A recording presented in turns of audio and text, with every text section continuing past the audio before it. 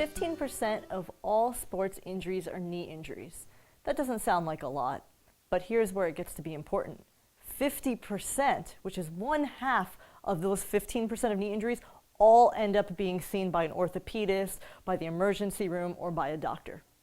Now, knees don't always get the best rap because 1, only 15% of injuries are knee injuries, and 2, a lot of knee injuries aren't even real knee injuries. So let's figure out what you have and if it's a real knee injury or not a real knee injury. Let's look at the anatomy of the knee. Banana can be used for many things. Probably the best thing a banana can be used for is showing you the anatomy of a knee. In your knee, you have something called a meniscus. You've got 2 of them actually. You have one right on the outside here and one on the outside right here. And they are shaped exactly like a banana or a crescent roll. So the one that goes in here sits like this, and the one that goes over here sits like that.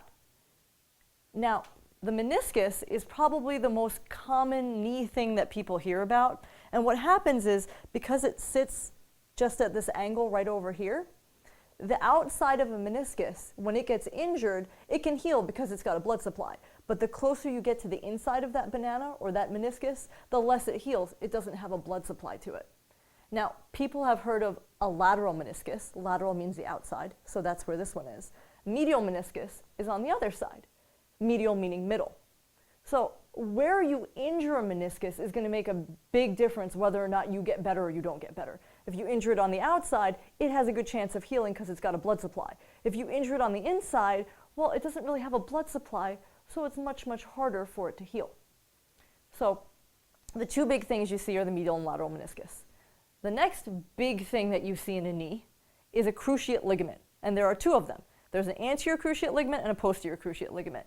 The cruciate ligaments, they cross like this right in the knee itself. And so I'm just going to bring it down so you see what it looks like. The anterior cruciate ligament is this one on the bottom there. And what it does is it attaches the femur to the tibia. The posterior cruciate ligament does the same thing, but it's in a different direction. Now, if one of these 2 ligaments is ruptured, which means it's injured, what happens is that this bone and this bone no longer sit on top of each other the way they should. So again, the 2 most common injuries you're going to see in a knee are either going to be a ligament injury or meniscus injury. The 2 that cross, anterior posterior cruciate ligament. The 2 on the sides that look like the bananas, those are the medial and lateral meniscus. And lastly, on the outsides, right here and here, it looks like little rubber bands. Lateral means outside, so there's a lateral collateral ligament, and over here is a medial collateral ligament. So now that you know the anatomy of the knee, and you probably know which one you've injured, let's go over what you can do to help your knee, and again, find out if you have a true knee injury or not. Now, the reason that a knee gets a bum rap is because it's the conduit between your ankle and your hip. So many times you actually have an ankle injury or you have a hip that doesn't move properly, and because your poor little knee is in between them, it takes the brunt of the force and you feel knee pain. So if you've already gone to the orthopedist and they go, there's nothing wrong with your knee, that's a good thing. That means that there are exercises and stretches you can do to make your knee better. We're going to go over those first. And don't worry, we'll get to you if you have a real knee injury too. You're going to have the pain in the same spot, but what you're going to do to treat them is very different. So if you have just pain in the knee, the orthopedist, the chiropractor's checked it out, and there's not an injury to a ligament or to the meniscus, then these are the stretches you need to do. The first one is going to be for your hamstrings. The hamstrings actually, they start all the way in the back here. The dorsal sacral ligament turns into the sacrotuberous ligament, which then turns into the fibers that make up the hamstring. So you actually have to stretch all of these fibers all the way through here because they insert about 2 inches past where your knee is. So if you don't stretch out those fibers, a lot of times you'll feel pain on the outside of your knees.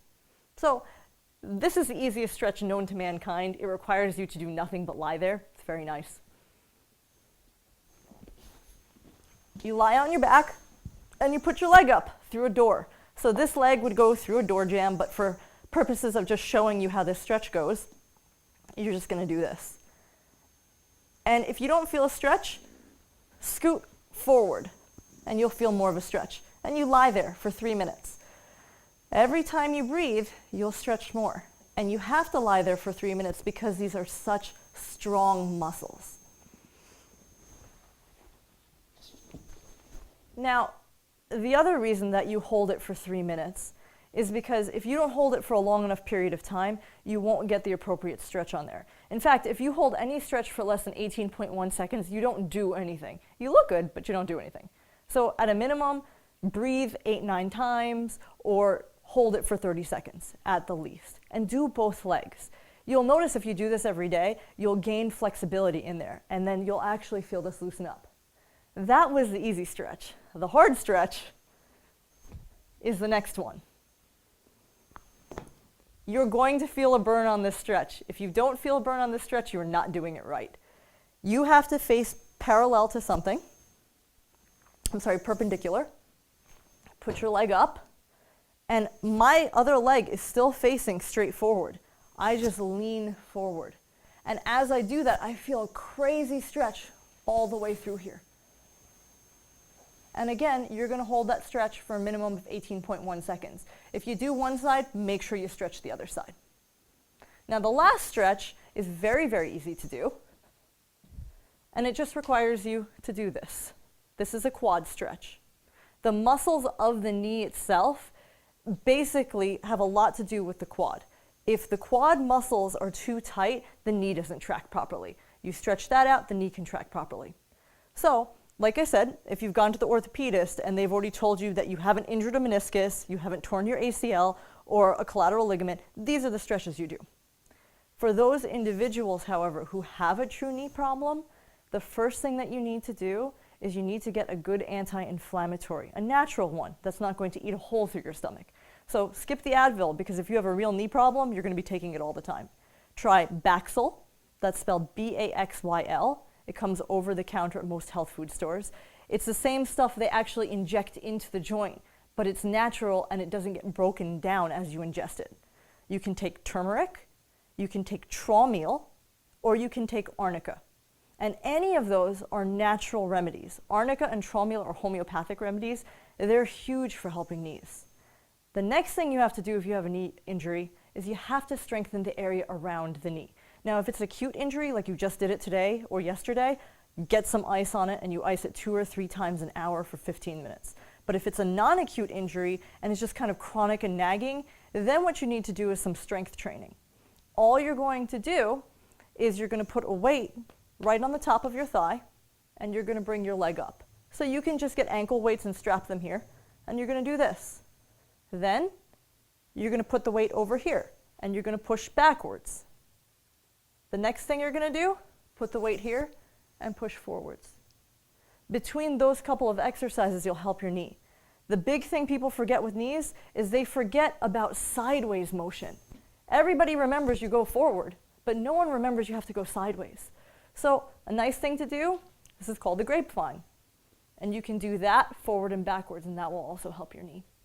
So it doesn't matter where your knee is at, whether it's a true knee injury or if it just needs to be stretched out. If you do the ice, you do the anti-inflammatories, and you do the stretches, you'll find a huge change in your knee. Now, knees are very near and dear to me because I myself have torn my ACL. The good news is that from doing these basic things, I can't feel pain anymore, and I hope that's where you end up too.